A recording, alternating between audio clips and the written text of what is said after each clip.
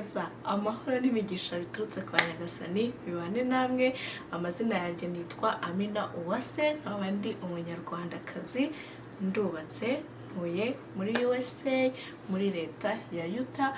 Uyu munsi rero nshimishijwe cyane no kuza kubaha ikaze kuri no YouTube channel yanjye yitwa Amina's Love. Nkaba nifuza yuko tuzajya tubana hano mu buzima bwa buri munsi bwanjye, nkabamara irungu namwe mukamara irungu, hanyuma tukazajya twigana ibintu byinshi. Tuzajya tujya mu kikoni turebere hamwe uburyo ushobora kwakira abantu bawe bitewe n'abantu ufite, igihe bari bugusurire, mood urimo, igihe ufite cyo kubategurira ifunguro wifuza kubaha.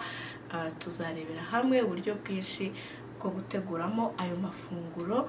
Hanyuma ikindi nifuza ko tuzajya turebaho ni ubuzima bwanjye bwa buri munsi, lifestyle, tukareba uburyo mbayeho, ibyo mpura nabyo byiza, ibyo mpura nabyo bitari byiza bitewe n'ubuzima bwa buri munsi abantu baba babayemo, amasomo binyigisha, uburyo mbyitwaramo, uburyo mbigendamo mu buzima bwa buri munsi.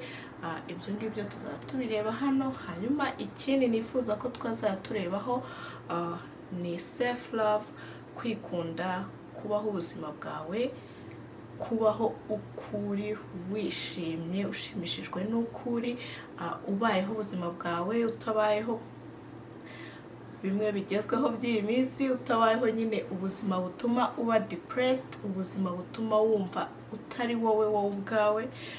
Ahangaha tuzaturebera hamwe ibintu bishobora gutuma uba wowe uriwe.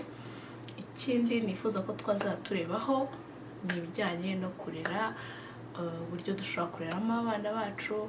Yewe mfite umwana, nzabasharinga uburyo bwiza numva nareramo umwana wanjye. Namwe mufite abana, tuzungurana ibitekerezo bw'uburyo dushobora kureramo abana bacu bakaba abantu twifuza yuko bazaba bo mu gihe kiri imbere. Uburyo bwiza twabikoramo, cyangwa se namwe mubwire uburyo bwiza namwe mubona twabikoramo kugira ngo twungurane ibitekerezo.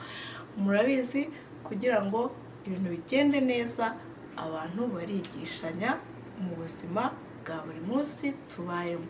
Ikindi nifuza yuko twazarebaho ni umwanya wa stories. Ni ukuvuga ngo nzabatera story kahave mwicare, hanyuma murambye tuzivuge. Ntago nzi neza ngo nzabaha stories nizi, ariko icyo nzi ni uko zihari pe. Icyo mbasaba ni ukuntega amatwi, ni ukuhaba ku bwanjye, kunyereka ko muhari. Tuzinjira mu tuntu n'utundi bitewe n'ubuzima bwa buri munsi umuntu aba abayemo. Icyo nifuza, icyo mbasaba ni ugukora subscribe, mugakora share, mugatera comment, mukambwira ibyo mwifuza yuko twazatuvugaho, yaba muri story nshobora kubatera, mukambwira muti turifuza yuko watubwira kuri ibi n'ibi. Aho rwose nzaba mpari, nzabakubita inkuru kahave.